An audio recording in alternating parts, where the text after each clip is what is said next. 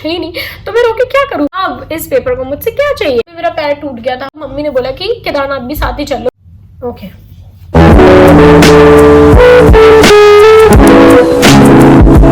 guys, so we are going to talk about my worst and best moments of this year. किससे शुरू करना चाहिए, best या worst?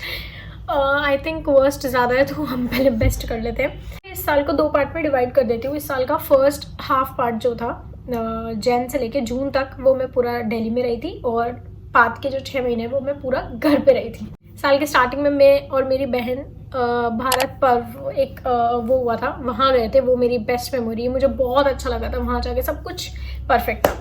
उसके बाद हम लोग 6 महीने जो है मैं दिल्ली में प्रिपेयर कर रही थी यूपीएससी के लिए, तो वो 6 महीने हम ज़्यादा कहीं नहीं गए।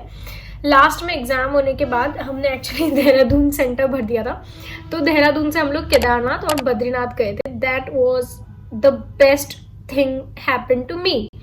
और उसका रीज़न अभी मैं थोड़ी देर बाद जब वर्स्ट मेमोरीज बताऊंगी तब तुम्हें समझ आएगा।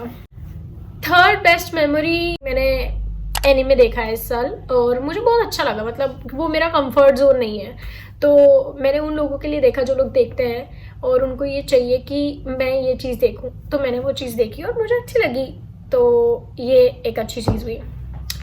और फोर्थ अच्छी चीज़ ये हुई है कि मैंने इस साल बहुत सारी बुक्स रीड करी है, और वो तुम्हें मेरा फर्स्ट पार्ट सुन के समझ आ जाए ना। Let's go. ये बस 4 अच्छी मेमोरीज थी मेरी इस साल की। अब let's move to the worst memories, क्योंकि वो इतनी सारी है, लिस्ट खत्म ही नहीं हो रही है। तो वर्स्ट मेमोरीज नंबर 1 साल के शुरुआत में मेरा YouTube उड़ गया। उसकी मैंने पूरी स्टोरी डाल दी है और कैसे कैसे क्या क्या हुआ। YouTube उड़ने के बाद I was like okay, maybe that's a sign भगवान का कि मुझे पढ़ना चाहिए ज़्यादा। मतलब मैं टू बी ऑनेस्ट, मैं जब दिल्ली गई थी तो मैं बहुत सीरियसली ही पढ़ रही थी। इवन तो मैं अपनी YouTube वीडियोस बना रही थी, मैं बहुत अच्छे से अपनी पढ़ाई मैनेज कर रही थी। बट जब फैब में मेरे साथ ऐसा हुआ तो आई थॉट मे बी भगवान को ऐसा लग रहा है कि मैं इनफ मेहनत नहीं कर रही हूँ, तो उन्होंने मेरे YouTube उड़ा दिया। तो मैंने सोचा मैं और मेहनत करूँगी। फैब, मार्च, अप्रैल में एग्ज़ाम पोस्टपोन हो गया था, जून में हुआ था। तो ये 5 महीने मैंने लिटरली, तब तो यूट्यूब भी नहीं चलाया था, मैंने जान से भी ज़्यादा मेहनत करी थी अपने पेपर के लिए। But God had different plans, मेरा पेपर ही नहीं हुआ। मैं पेपर देके गई और मैं और मेरी बहन थे, मैं होटल रूम में गई और मैंने मतलब कुछ नहीं, मैंने सबसे पहले सारे क्वेश्चन गूगल कर रही हूँ एंड एवरीथिंग, और कोचिंग सेंटर वाले निकाल ही देते हैं आंसर कीज, तो मैंने वो देखा है ना, लाइक मतलब मुझे इतना बुरा मेरी ज़िंदगी में कभी नहीं लगा। जब मुझे उस दिन लगा था मैं ऐसे हुई थी, मैं इसी सेकेंड रो दूंगी, और मैं इतना रोई थी ना होटल में बैठ के, इतना मेरे को इतना बुरा लग रहा था। मैंने अपनी पूरी जान छेड़ दी थी यार उस पेपर में, और फिर भी नहीं हुआ। तो फिर मैं ऐसे थी भाई अब क्या चाहिए, बिकॉज मुझे ऐसा लगता है कि मैंने अपना पूरा दिया था, लाइक पूरा, और उसके बावजूद कोई ऐसी चीज़ नहीं थी जो मैंने छोड़ दी थी, सब कुछ पढ़ा था मैंने। मैं ऐसे थी कि अब इस पेपर को मुझसे क्या चाहिए। देहरादून में हम पेपर देने गए थे और जस्ट उसके बाद हमारी ट्रिप कंटिन्यू थी to Kedarnath and Badrinath. I was like ठीक है, पेपर नहीं हुआ, मे बी शायद भगवान ने ये सब कुछ पहले से रचाया हुआ हो, समथिंग लाइक दैट मेरे दिमाग में चल रहा था। तो आई वॉज लाइक ठीक है यार, अभी पहले इस चीज़ को मैं साइड में रखती हूँ, ये मैं जो रोना धोना है ये मैं वापस ट्रिप से आके जब घर जाऊंगी तब कर लूँगी। तो मैंने थोड़ा अपने आप को काम डाउन किया और उसके बाद हम ट्रिप पे गए एंड मतलब बेस्ट चीज़ हुई। मतलब तुम सोचो, मतलब तुमने कोई पेपर दिया है, उस पेपर में तुम पास नहीं हो पाए and then you go to the divine. हम पहले बद्रीनाथ गए थे क्योंकि हमारा केदारनाथ का नहीं था उस टाइम, बहुत रश था, बारिश भी होने लगी थी, तो हमें थोड़ा डर था, तो हम बद्रीनाथ गए थे। और मैं पूरे रास्ते सोच रही थी कि भगवान जी मुझे क्यों बुला रहे हैं, भगवान जी लाइक मे बी भगवान मुझे सांत्वना देने के लिए बुला रहे हैं, that it's okay. And I was like okay, अभी तो आधा ही साल बीता था, तो मैं ऐसे थी ठीक है। तो वहाँ गए और सब कुछ बहुत अच्छा था, मैं टोटली भूल गई थी उस टाइम, और ऑब्वियसली फिर मैं मज़े कैसे करती। तो हम बद्रीनाथ गए, माना गए, वसुंधरा फॉल गए। हम वापस जब आने का टाइम हुआ तो मम्मी ने बोला कि केदारनाथ भी साथ ही चलो, and I was like okay. मैंने सारी वेदर अपडेट्स देखी, सब कुछ देखा, और हम बद्रीनाथ से सीधा बैठ गए केदारनाथ की बस के लिए। और पूरा दिन ट्रेवल करके 12 घंटे में हम गौरीकुंड पहुँचे और हमारी केदारनाथ की जर्नी स्टार्ट हुई। फिर हम पूरी जर्नी में 25 किलोमीटर चलते चलते चलते, मतलब वो 9 घंटे में जो हमने केदारनाथ चढ़ा है, वो पूरे रास्ते मेरे दिमाग में वही थॉट्स आ रहे थे। ओह गॉड, मेरे को तो बुरी नहीं बना। ओके, उसके बाद हम केदारनाथ का जब पूरा रास्ता ट्रेवल कर रहे थे तो मुझे फ्लैशबैक्स आ रहे थे कि कैसे कैसे मैंने सब कुछ किया, इतना सब कुछ किया, फिर भी मेरा कुछ नहीं हुआ। ओके, इट्स ओके कर रही थी मैं खुद को। जब हम ऊपर पहुंचे तो मुझे बहुत बहुत बहुत बहुत अच्छा लगा, क्योंकि मैं ऐसे थी कि मुझे फोटो नहीं खिंचवानी, मैंने ज़्यादा फोटोज भी नहीं खिंचवाई थी, मुझे फोटो नहीं खिंचवानी, मैं ज़्यादा शायद केदारनाथ मंदिर की इधर उधर भी ज़्यादा घूमी नहीं, ऊपर भैरवनाथ का मंदिर में वहाँ भी नहीं गया। लाइक मुझे बस यहीं बैठ जाना है, मुझे शक्ति दो, अब नेक्स्ट व्हाट।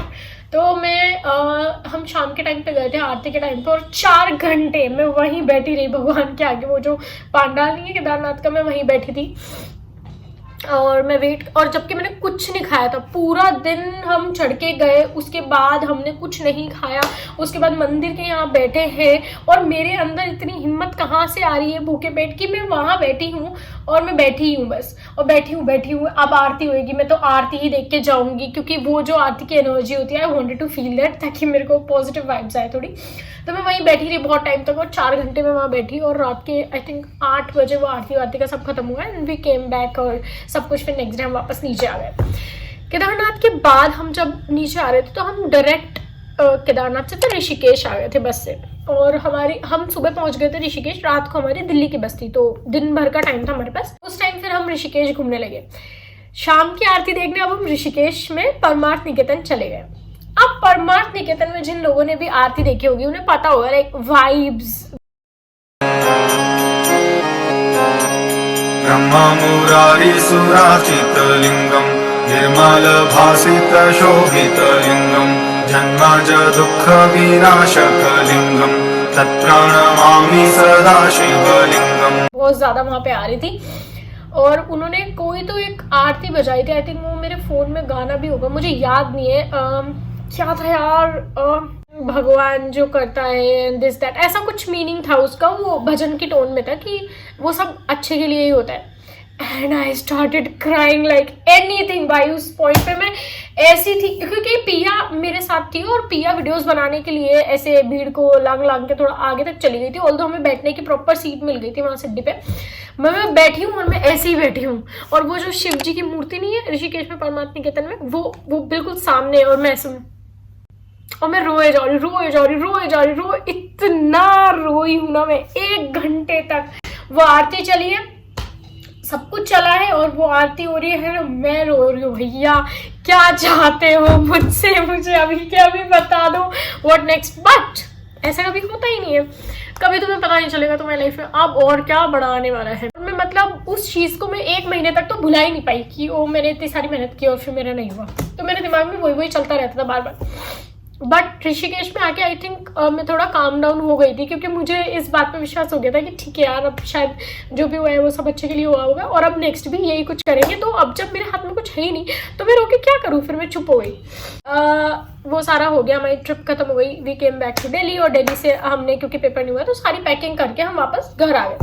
घर आए तो एज यू नो, कोई बंदा अगर इतने टाइम से मेहनत कर रहा है तो घर वालों की बातें, ताने, सब कुछ मतलब चल रहा था। बट मेरी फैमिली टू बी ऑनेस्ट मतलब ये नहीं बोल रही थी कि ओ तुम्हारा नहीं हुआ, वो बस ये बोल रहे थे कि पढ़ ले अभी, और पढ़ ले अभी, और अच्छे से प्रिपेयर कर ले, नेक्स्ट ईयर हो जाएगा। But I was waiting for the write signal कि मैं रोज भगवान की वो करती थी, आरती, पूजा और हनुमान चालीसा पढ़ती थी। सिंस मैं प्रिपेयर करी थी तब से ही मैंने शुरू कर दिया था, तो मैं वही करती थी। मैं रोज बस एक ही बात बोलती थी, बस मुझे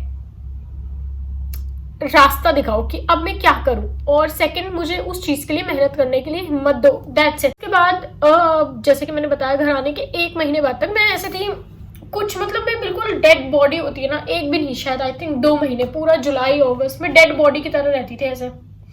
आई वॉज फीलिंग नथिंग, मुझे ना ऐसा लग रहा था कि अब मैं क्या करूँ, ये वो कुछ नहीं सोचती थी मैं, एकदम जीरो। मैंने सोचा यार अब ये नहीं हुआ तो मैं बाकी का बचा हुआ टाइम और सब कुछ, मेरी एज भी तो आगे बढ़ते हो ना लाइफ में और भी बहुत सारी चीज़ें, तो आई वाज लाइक कि अब मैं कुछ और भी देख लेती हूँ साइड बाय साइड, और मैं साइड बाय साइड प्रिपेयर कर लूँगी। और कंटेंट क्रिएशन का मेरा ऐसा था, यूट्यूब उड़ा था, मैंने नया बना लिया था, बट मेरा मन ही नहीं करता था कुछ भी डालने का। नेक्स्ट फिर मेरी स्टार्ट हुई कॉर्पोरेट रिजेक्शन की जर्नी जिसके अंदर मैंने न जाने कितने, फिर मैंने लिंक्डइन पे अपना अकाउंट बनाया, न जाने कितने जगहों से मैं रिजेक्ट हुई। तो मतलब कॉर्पोरेट में तो मेरा कुछ भी नहीं हुआ, क्योंकि जब मैंने अपनी मास्टर्स की थी उसके बाद से ही मतलब मैं प्रिपेयर कर रही थी। एक्चुअली मैं मास्टर्स के टाइम से ही कर रही थी प्रिपेयर, सेकेंड ईयर से। तो मेरा कोई प्लान ही नहीं था, मेरे कोई रेज्यूमे में कोई चीज़ ऐड नहीं थी, कोई स्किल, नथिंग, कोई इंटर्नशिप, कुछ भी नहीं था मेरे रेज्यूमे में। और 3 साल प्रिपेयर करने के बाद अब क्या है तुम्हारे रेज्यूमे में? तुम्हारी डिग्री, नथिंग एल्स। तो मुझे किसी ने मेरी एप्लीकेशन देखी और उसके बाद मुझे रिजेक्ट कर दिया, और कई सारी चीज़ें हुई।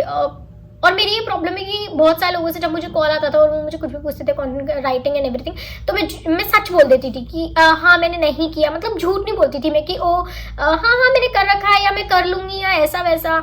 तो जो होता था मैं सच बोल देती थी और वो फ़ोन कर देते थे और फिर मुझे दोबारा फ़ोन ही नहीं करते थे बस। ठीक है, क्योंकि मुझे 1-2 लोगों ने ये बोला था कि तू थोड़ा ऐसा झूठ बोल देना कि तूने ये भी किया हुआ है, वो भी किया हुआ है, ये सब। लेकिन जब मुझे डायरेक्ट कॉल आ रहा है किसी का और मुझे पता भी नहीं है, जब मैं इतनी सारी कंपनीज के लिए अप्लाई कर रही हूँ, मुझे पता भी नहीं है कि किसका आ रहा है, तो मैं क्या झूठ बोलूँ अभी उसे। और वो कुछ पूछ रही है तो मुझसे नहीं होता, मैं सच ही निकलेगा मेरे मुंह से, चाहे वो सच मुझे फंसा दे। 4th मेरे साथ बुरा ही हुआ था कि अगस्त में मेरा पैर टूट गया था। मेरा पैर की उंगली में सिड्डे से उतर के जा रही थी, तब वो फ्रैक्चर हो गई थी। वो मेरे साथ एक बुरी चीज़ हुई जिसने मेरा 1.5 महीना खाया। 1-1.5 महीना मैं लिटरली ढंग से चल भी नहीं पाती थी। और मेरी पता नहीं क्या प्रॉब्लम है, जब भी मेरी लाइफ में कुछ बहुत हैपनिंग होता है या जो कुछ व्यूज़ अट्रैक्ट कर सकता है, वो मैं कभी व्लॉग करती नहीं हूँ, वो मैं कभी रिकॉर्ड करती ही नहीं हूँ, क्योंकि मेरे माइंड में वो थॉट नहीं आता कि अरे यार ये दिखा के व्यूज़ ले लो। मुझे बहुत अजीब लगता है कि मैं खुद भी सही सिचुएशन में नहीं हूँ अभी मैं क्या रिकॉर्ड करूँ और क्या दिखाऊँ। जब हम केदारनाथ बद्रीनाथ गए थे तो भी मेरे साथ यही सिचुएशन थी। मैं व्लॉग करने का मेरे दिमाग में भी नहीं आया, क्योंकि मैं इतनी ज़्यादा प्रेशराइज्ड थी उस वक्त। मेरे दिमाग, मैं दिल्ली से जब देहरादून जा रही थी ट्रेन में, पूरे टाइम मेरा ऐसे था दिमाग, पूरे टाइम। और मैं पढ़ते जा रही थी, मुझे कुछ भी दिमाग में नहीं आ रहा था मैं क्या व्लॉग करूँ उस सिचुएशन में। और फिर जब मेरे को पता लगा, तो उसके बाद भी जब हम पूरी ट्रिप पे गए, तो मैं क्या व्लॉग करूँ कि मैं बहुत दुखी हूँ और मेरा ये नहीं हो रहा है and everything. I was like मेरी अभी नहीं है कि मैं इस चीज़ को व्लॉग करूँ। अच्छी चीज़ हुई है वो यही है, आई थिंक, कि I have started doing my YouTube again. Plus मैंने अपना इंस्टाग्राम भी बहुत सीरियसली लेना शुरू कर दिया। मैं इंस्टा पे भी कंटेंट डालती हूँ, बट मे भी अभी तक मुझे फिगर आउट नहीं हो पा रहा है कि क्या चीज़ है जो लोगों तक पहुँचेगी या क्या चीज़ है जो लोग ज़्यादा देखेंगे। मैं अभी भी वो कर रही हूँ जो मेरा मन कर रहा है, to bring in the market. जो चीज़ मुझे लग रहा है कि ये अभी तक किसी ने नहीं करी है, तो मैं वो चीज़ बस कर रही हूँ। But I think it's not gaining a lot of views, will do it. अभी मेरे पास और भी कुछ आइडियाज़ है जो कि मैं एग्जीक्यूट करूँगी। That's it for this video. Thank you for watching. If you like my video, please like, comment and subscribe.